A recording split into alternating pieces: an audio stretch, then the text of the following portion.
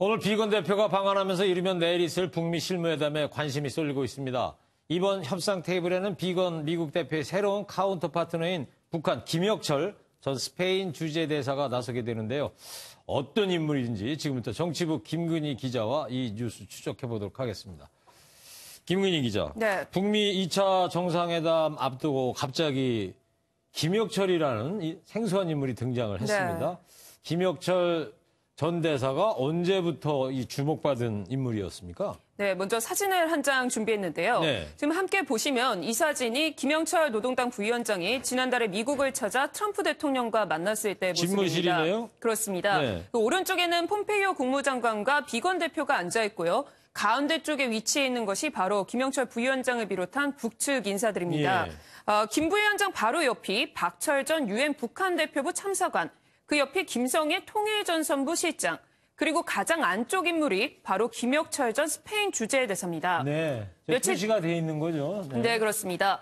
며칠 뒤 폼페이오 장관이 이 자리에서 비건 대표가 새로운 카운터 파트너를 만났다고 말해 관심이 쏠렸는데요. 네. 현지 시각으로 지난 31일 비건 대표가 이중 김혁철 전 대사가 자신의 카운터 파트너라고 처음 공식적으로 밝힌 겁니다. 네. 자, 김혁철 전 대사가 이제 40대 중후반으로 우리한테는 좀 알려져 있는 거 아닙니까? 네. 미국의 비건 대표가 이제 63년생이고 이도훈 우리 측 본부장이 62년생. 이 두 사람은 이제 50대인 걸 감안한다면 지금 김혁철 저 스페인 전 대사는 나이가 젊은 거예요? 네. 어떤 인물이에요? 네, 일단 아무래도 북측 인사다 보니까 공식적인 정보가 많지는 않습니다. 예. 일단 외교관 집안의 금수저 출신이라고 하는데요. 아, 그렇습니까? 평양 외국어대를 졸업하고 외무성에 들어가 고속 승진을 거듭한 것으로 알려졌습니다. 2014년부터 스페인 주재 초대 북한 대사로 활동했는데 북한의 핵실험으로 2017년에 추방됐습니다. 네. 우리 외교부 고위당국자에 따르면 현재는 우리 청와대와 같은 북한 국무위원회 소속이라고 합니다.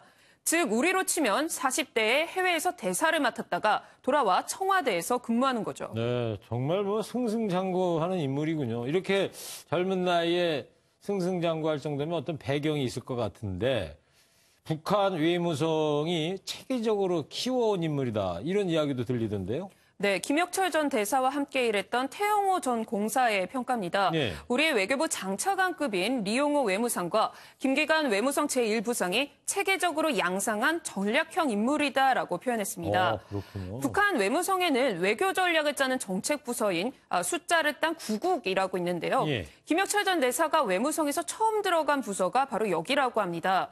이때 구국을 담당한 리용호 외무상이 오랫동안 김 전 대사를 밑에 두고 키웠으며 김계관 일부상도 각별히 챙겼다고 합니다.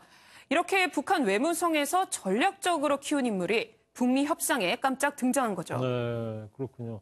그렇다면 말이죠. 김혁철 전 대사가 등장한 의도를 눈여겨봐야 할 것 같은데 그 의도가 뭘까요? 네, 김혁철 전 대사가 외교관이지만 핵 문제에 있어서 굉장히 해박하다고 합니다. 그래요? 러시아, 중국 등에서 근무했기 때문인데 핵 전문 용어는 물론 북한의 각종 미사일 사거리도 줄줄 외울 정도라고 합니다. 이번 북미 2차 정상회담은 상징적 의미가 컸던 1차 회담과 달리 북한의 비핵화에 대한 보다 구체적인 협상이 이뤄져야 합니다. 그렇다 보니 북한이 실무회담에서부터 핵 전문가를 발탁한 것 아니냐는 해석이 나옵니다. 그렇군요. 그런데 지난달 스웨덴에서 실무회담이 열렸을 때 그 북한 그 최선희 부상과 비건 대표가 만나지 않았습니까? 그러면 앞으로 최선희 부상 역할은 어떻게 되는 거예요? 네, 일각에서는 북한이 최선희에서 김혁철로 단순 교체한 것이 아니라 최선희와 김혁철을 투트랙으로 협상에 나서려는 것 아니냐 이런 해석이 나옵니다. 네. 즉 종전선언 등 평화체제는 최선희 부상이 영변 핵시설 폐기 등 비핵화는 김혁철 전 대사가 맡을 수 있다는 거죠. 종전선언과 달리 비핵화 문제는 향후 사찰과 검증 방식 등 구체적 논의를 둘러싸고 북미 간 입장차가 클 수밖에 없습니다. 네. 이에 북한이 협상 책임자를 2명으로 나누어 투트랙으로 접근하려는 것 아니냐는 분석이 나오고 있습니다. 네, 알겠습니다.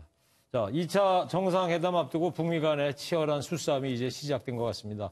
이르면 내일 김혁철 전 대사, 비건 대표가 만나서 과연 어떤 담판을 내놓을 것인지 지켜보도록 하겠습니다. 지금까지 정치부 김근희 기자였습니다.